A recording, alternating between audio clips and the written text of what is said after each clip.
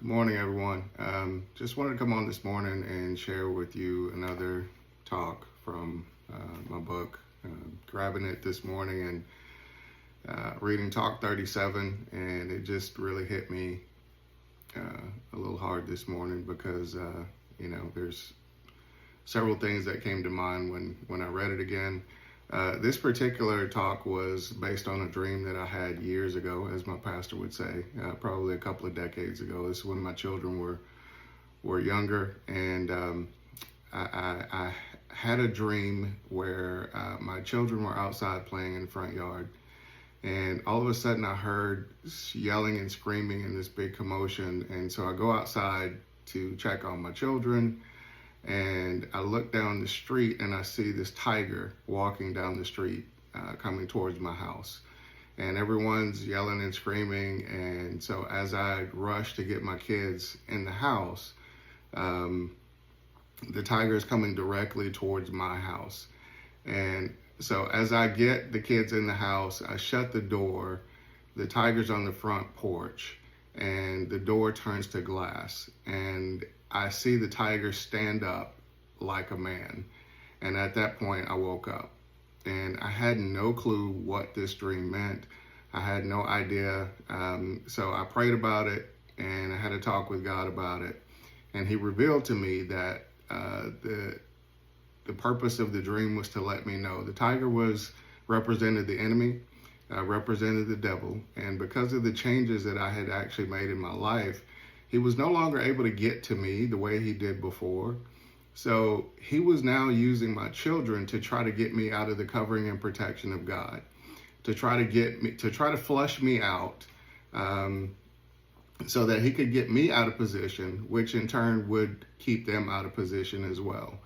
And so you may ask, well, what does that have to do with today?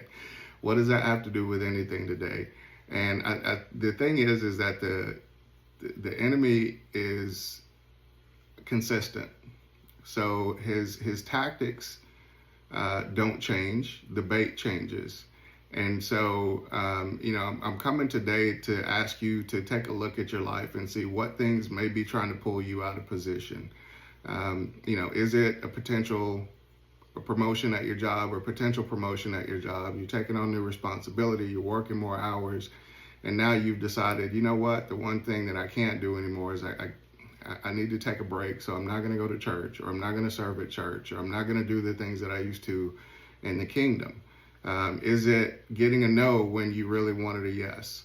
So now do you all of a sudden negate all of the yeses that God has given you before, all of the blessings that he's given you before, because now this one no stands out, and now you think God has abandoned you?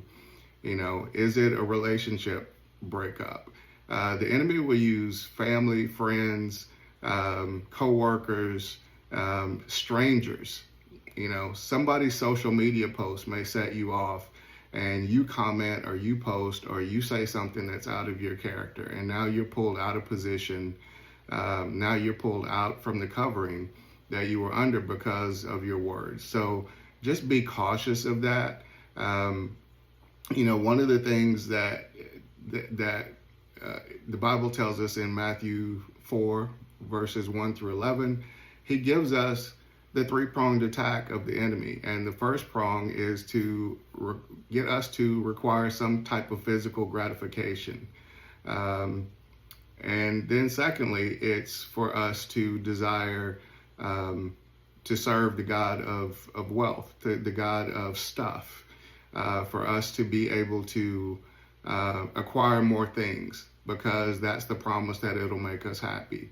And then the third prong of the attack is to make us boastful, to make us prideful about what we've accomplished, what our title is, how many followers we have.